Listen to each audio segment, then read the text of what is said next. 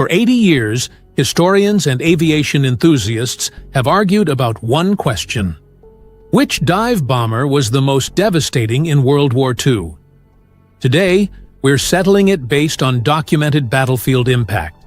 Ships sunk, strategic objectives destroyed, and battles fundamentally altered by precision bombing attacks. Here are the 8 most devastating dive bombers that actually flew during World War II. These aren't experimental prototypes that never left test fields or paper designs that existed only in engineering offices. Every aircraft on this list saw production, and all faced enemy fire in actual combat. Their effectiveness was measured in blood, enemy ships burning, fortifications shattered, and in some cases, the entire course of the war shifted by 6 minutes of controlled violence from 18,000 feet. The dive bomber represented one of aviation's most dangerous specialties.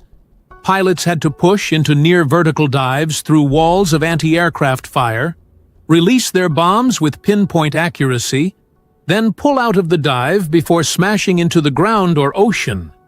The G-forces were punishing, the flak was murderous, and enemy fighters loved nothing more than catching a dive bomber pulling up from its attack run, slow and vulnerable. Let's count down from number 8 to the dive bomber that proved most devastating in the deadliest conflict in human history. At number 8 is America's WWII 31 Vengeance, capable of 279 miles per hour. This aircraft represents the harsh reality that not every warplane becomes legendary, even when it performs competently. The Vengeance was designed in 1940 as a dedicated dive bomber for the British after Dunkirk. It featured a Wright R 2600 Cyclone engine producing 1,600 horsepower, perforated dive brakes, and could carry 2,000 pounds of bombs internally. Over 1,900 were built between 1942 and 1944.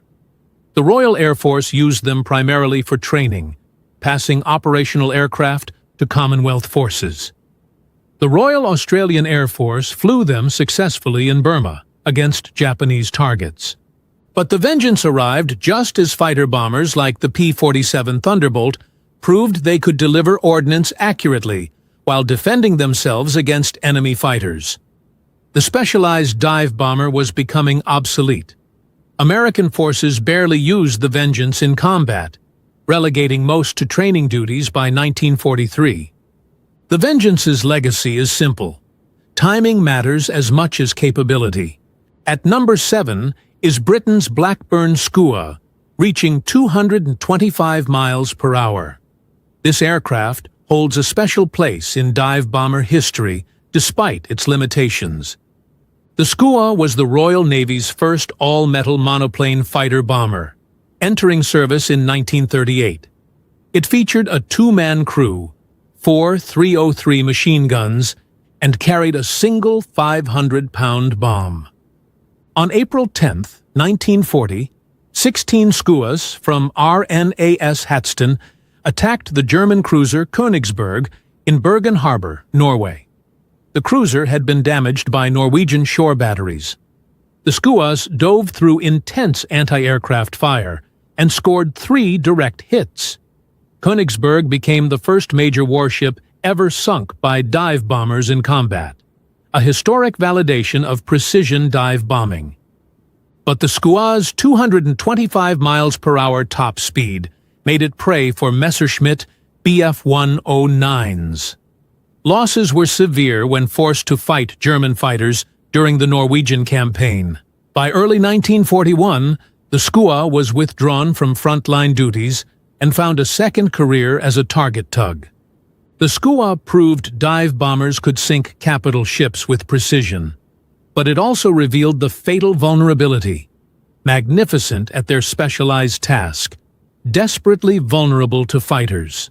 Number 6 is the Ferry Barracuda, capable of 235 miles per hour. This ungainly-looking aircraft proved surprisingly effective despite developmental problems that plagued it throughout the war. The Barracuda entered service in 1943 as a replacement for the obsolete Fairey Swordfish biplane.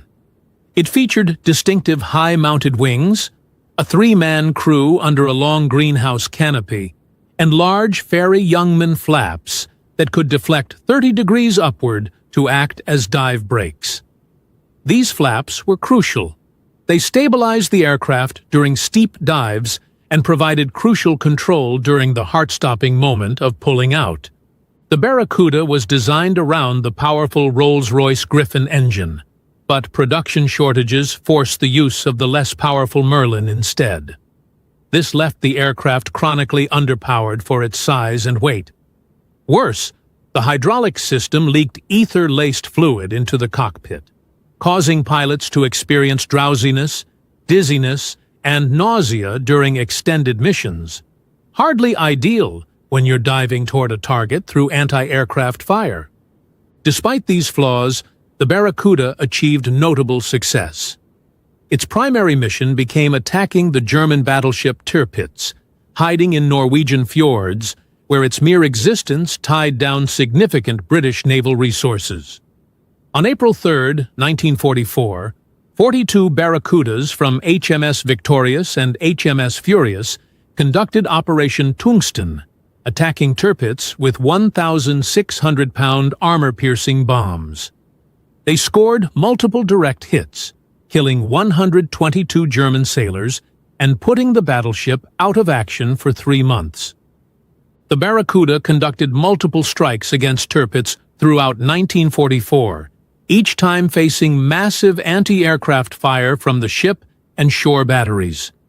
These were some of the most heavily defended targets in the European theater, and Barracuda crews pressed home their attacks with remarkable courage, despite the aircraft's limitations. Before we get to the top 5 most devastating dive bombers, I'd love to know where you're watching from and which of these aircraft you think deserves the #1 spot. Drop a comment below and let me know if you'd heard about the Blackburn Skua sinking the Königsberg. And if you're enjoying this deep dive into World War II aviation, hit that subscribe button so you don't miss the next one. Number 5 is America's Curtiss SB-2C Helldiver, reaching 295 miles per hour and earning the nickname Son of a Bitch Second Class from the pilots who flew it. The Helldiver's development was troubled. The prototype crashed, production aircraft suffered structural failures, and stability problems. The Royal Navy rejected them due to appalling handling characteristics. Even experienced American naval aviators initially refused to trust the aircraft. But once the bugs were worked out by late 1943, the Helldiver proved devastatingly effective. It was larger and more powerful than the Dauntless, carrying 2,000 pounds of bombs internally. It featured perforated dive flaps that reduced tail buffeting and had genuine speed and range. The Helldiver entered combat in November 1943 at Rabaul. Throughout 1944 and 1945, it struck across the Pacific. At the Battle of the Philippine Sea in June 1944, Helldivers helped destroy 3 Japanese carriers. At Leyte Gulf in October 1944, they contributed to sinking the super battleship Musashi and multiple carriers. The remarkable statistic, the Helldiver sank more enemy shipping tonnage than any other Allied dive bomber. More than the Dauntless. The Beast proved that raw effectiveness sometimes matters more than popularity. The Helldiver remained in service until 1959, making it the last purpose-built dive bomber ever operated by any military. At number 4 is the Soviet Union's Petlyakov PE-2, capable of 336 miles per hour at altitude. This aircraft is probably the most capable dive bomber on our entire list that virtually nobody outside Russia has heard of. With 11,427 units produced, the PE-2 was the most produced dive bomber of World War II. It was also the 3rd most numerous twin-engine warplane of the entire war. behind only the Junkers Ju-88 and the Wellington. Yet in Western histories, it barely receives mention, a historical injustice, considering its impact on the Eastern Front. The PE-2's origins are as remarkable as its performance. The design team worked in a Soviet gulag, imprisoned on false charges during Stalin's purges. Vladimir Petliakov and his engineers were designing a high-altitude fighter when Soviet leadership, impressed by reports of German Stuka success, ordered the design converted to a dive bomber. They were given 45 days to complete the conversion. Failure was not an option in Stalin's USSR. The result was extraordinary. The PE-2 could perform level bombing, dive bombing, and reconnaissance missions with equal effectiveness. It was fast enough to outrun many German fighters, particularly at altitude. It carried up to 2,600 pounds of bombs, had a crew of 3 protected by armor, and featured defensive armament of up to 5 machine guns. On the Eastern Front, PE-2s attacked German armor columns, troop concentrations, supply lines, and fortifications. During the Battle of Kursk in July 1943, PE-2 regiments conducted hundreds of sorties daily against German panzer formations. During Operation Bagration in summer 1944, they devastated German defensive positions, enabling the massive Soviet advance that pushed into Poland. Soviet women pilots flew PE-2s in combat. The 587th Bomber Aviation Regiment, commanded by Marina Raskova, operated PE-2s throughout the war. These women faced the same dangers as male crews: anti-aircraft fire, fighter attacks, mechanical failures, and achieved comparable success rates. The PE-2 remained in Soviet service until 1954, with Poland operating them until 1957. It represented the Soviet Union's ability to produce effective, practical combat aircraft in massive quantities, exactly what the Eastern Front demanded. At number 3 is Japan's Aichi D-3A, Allied reporting name VAL, reaching 267 miles per hour. This aircraft earned its ranking through sheer destructive impact across the Pacific War. The VAL was Imperial Japan's primary carrier-based dive bomber from 1940 through 1944. Designed with input from German engineers at Heinkel, it featured an elliptical wing similar to the Spitfires, fixed landing gear with aerodynamic spats, and excellent handling characteristics that made it stable during the critical bombing run. December 7, 1941, Pearl Harbor. VALs from 6 Japanese carriers participated in both attack waves, striking battleships, cruisers, and shore installations with devastating accuracy. They contributed to sinking or heavily damaging 8 battleships, including USS Arizona. The psychological impact of that attack reverberated worldwide, but the tactical precision was all VAL dive bomber crews. But Pearl Harbor was just the beginning. In April 1942, VALs struck the British Eastern Fleet in the Indian Ocean, sinking the carrier HMS Hermes and the cruisers HMS Cornwall and HMS Dorsetshire. In May 1942, during the Battle of the Coral Sea, VALs severely damaged USS Lexington, contributing to her eventual loss. The first American carrier sunk in the war. The VAL's finest and most tragic hour came at the Battle of Midway in June 1942. VAL dive bombers severely damaged USS Yorktown in 2 separate attacks, demonstrating their accuracy even under intense anti-aircraft fire and fighter opposition. Yorktown survived the VAL attacks, but was later torpedoed by a Japanese submarine, making her a delayed victory for Japanese naval aviation. Throughout 1942 and early 1943, VALs continued striking Allied shipping and installations across the Pacific. They sank more Allied warships than any other Japanese aircraft type. Their crews pressed attacks with a determination that bordered on fanaticism, diving through walls of defensive fire to deliver their bombs with precision. As the war turned against Japan, VALS faced increasingly overwhelming opposition from American fighters like the F-6F Hellcat. By 1944, surviving VALS were increasingly assigned to kamikaze missions, a waste of capable aircraft and experienced crews, but indicative of Japan's desperation. The VALS legacy is measured in Allied warships on the ocean floor. It was the dive bomber that brought America into World War II with devastating force, and it remained effective until Japanese naval aviation itself was destroyed by attrition. At number 2 is Germany's Junkers Ju-87 Stuka, reaching 255 miles per hour and earning a reputation that still echoes through history. I know what you're thinking. The Stuka should be number 1. And if we were ranking by cultural impact, psychological warfare, or sheer iconic status, you'd be absolutely right. The Stuka, short for Sturzkampfflugzeug, literally dive bomber, became the symbol of German blitzkrieg warfare. Its inverted gull wings and fixed landing gear made it instantly recognizable. But what made it terrifying was the Jericho trompete, the wailing siren mounted on its landing gear that screamed during dive attacks. This wasn't an accident or byproduct. It was psychological warfare by design, meant to terrify troops on the ground.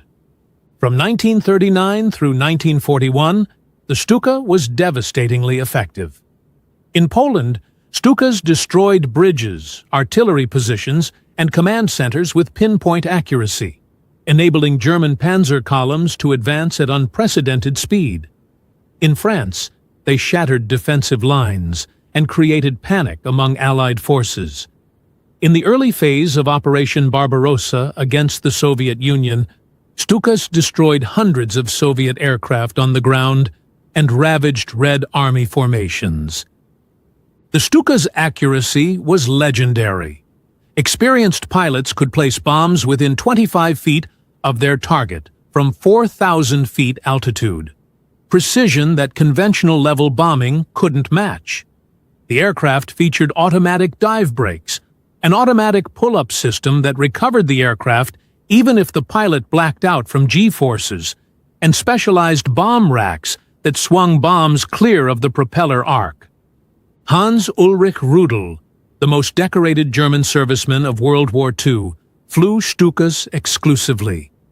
He personally destroyed 519 tanks, 1 battleship, 1 cruiser, and 70 landing craft, plus numerous other targets. Rudel flew 2,530 combat missions, more than any other pilot in history. His success demonstrated what a skilled pilot could achieve in a Stuka. But the Stuka had a fatal flaw: speed, or rather, lack of it. When it faced modern fighter opposition with radar-directed interception, the Stuka became a death trap. During the Battle of Britain in 1940, RAF fighters slaughtered Stuka formations, shooting them down at rates that forced their withdrawal from the campaign. The aircraft that had seemed invincible against Poland and France couldn't survive against Spitfires and Hurricanes.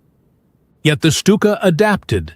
It transformed into a tank killer on the Eastern Front, equipped with 37mm cannons that could penetrate Soviet armor. It operated as a night harassment bomber. It served as a ground attack aircraft where air superiority protected it. The Stuka continued production until 1944, with over 6,000 built, testament to its continued utility despite its limitations. The Stuka deserves immense respect. It pioneered precision dive bombing tactics, proved psychological warfare could be integrated into aircraft design, and achieved remarkable success for the first 2 years of the war. But we're ranking battlefield effectiveness and strategic impact. And there's one dive bomber that achieved something the Stuka never matched, changing the entire course of a war in 6 minutes. And at number 1, the most devastating dive bomber of World War II, the Douglas SBD Dauntless, reaching 255 miles per hour, the same top speed as the Stuka, but with a combat record that fundamentally altered history. The Dauntless doesn't have the Stuka's dramatic appearance or terrifying siren. It's a workmanlike aircraft with a simple design: low-mounted wings, perforated dive brakes, a crew of 2, and reliable construction. American pilots nicknamed it slow but deadly, acknowledging its modest performance while respecting its effectiveness. But here's what matters. On June 4, 1942, at the Battle of Midway, SBD Dauntless dive bombers changed the course of the Pacific War in 6 minutes of combat. Lieutenant Commander Wade McCluskey led 37 Dauntlesses from USS Enterprise, searching desperately for the Japanese carrier fleet. His aircraft were running low on fuel when he spotted a Japanese destroyer racing northeast at high speed. McCluskey made a calculated gamble. The destroyer was likely rejoining the main fleet. He followed its wake. At 10:22 a.m., McCluskey's dive bombers burst through the clouds above the Japanese carriers Kaga, Akagi, and Soryu. The carriers were in their most vulnerable state, aircraft being refueled and rearmed on deck, aviation fuel lines open, bombs and torpedoes stacked everywhere. The Japanese were preparing for their own strike against the American carriers, never expecting an attack at this moment. McCluskey radioed, "Attack! Attack!" The Dauntlesses rolled into their dives. Anti-aircraft fire filled the sky, but the pilots held steady. At 1,500 feet altitude, they released their 1,000-pound bombs and pulled up through the black smoke of their own explosions. In the next 6 minutes, Dauntless dive bombers from Enterprise, Yorktown, and Hornet scored devastating hits on all 4 Japanese carriers present at Midway. Akagi, Kaga, Soryu, and Hiryu, the veteran carriers that had struck Pearl Harbor 6 months earlier, were burning wrecks. 3 were abandoned and scuttled within hours. Hiryu survived until evening before she too was abandoned. Japan lost 4 fleet carriers, 248 aircraft, and over 3,000 sailors, including many of their most experienced pilots and mechanics. These were capital ships that had taken years to build and train. The United States lost 1 carrier, USS Yorktown, and 145 aircraft. The Battle of Midway shifted the strategic balance in the Pacific permanently. Japan never again possessed the carrier strength to conduct major offensive operations. The United States gained the initiative and never relinquished it. And the weapon that achieved this victory was the SBD Dauntless, flown by pilots who pressed their attacks through hell itself. But Midway wasn't the Dauntless's only achievement. At the Battle of the Coral Sea in May 1942, Dauntlesses damaged the carrier Shokaku so severely it missed Midway entirely. At Guadalcanal throughout late 1942, Dauntlesses operating from Henderson Field and carriers sank numerous Japanese warships attempting to reinforce the island. At the Battle of the Eastern Solomons, Dauntlesses crippled the carrier Ryujo. The statistics are remarkable. The Dauntless sank more enemy shipping than any other Allied aircraft in the Pacific. It sank 6 carriers, 14 cruisers, and 6 destroyers, plus dozens of transport and supply ships. And it achieved this while suffering the lowest loss rate of any U.S. carrier aircraft, a testament to its ruggedness and the skill of its crews. The Dauntless remained in frontline service until 1944, when the larger, more powerful Helldiver replaced it. But many pilots regretted the change, preferring the Dauntless's handling and reliability. The aircraft continued serving in secondary roles until war's end. The SBD Dauntless proved that you don't need psychological weapons, dramatic design, or overwhelming speed to be the most effective combat aircraft. You need accuracy, reliability, and crews brave enough to dive through fire to hit their targets. And on June 4, 1942, that combination changed history. These 8 dive bombers represent a category of combat aircraft that existed for barely a decade, yet left an outsized impact on World War II. The dive bomber's appeal was precision. When level bombing scattered ordnance across hundreds of yards, dive bombers could put bombs through hangar doors or onto bridge decks. That accuracy came at terrible cost. Vulnerability to fighters, concentrated anti-aircraft fire, and G-forces that could black out pilots. By 1944, fighter bombers like the P-47 Thunderbolt and F-4U Corsair could deliver ordnance with near-equal accuracy while defending themselves. The specialized dive bomber became obsolete almost as quickly as it emerged. Yet during their brief moment, dive bombers fundamentally altered naval warfare. They proved aircraft could sink the largest warships, that carriers were vulnerable to precision attack, and that control of the air meant control of the seas. The Königsberg, Pearl Harbor, and Midway demonstrated the battleship era was over. The pilots who flew these missions strapped themselves into aircraft that required them to deliberately dive toward concentrated defensive fire, endure crushing G-forces, and pull out with seconds to spare.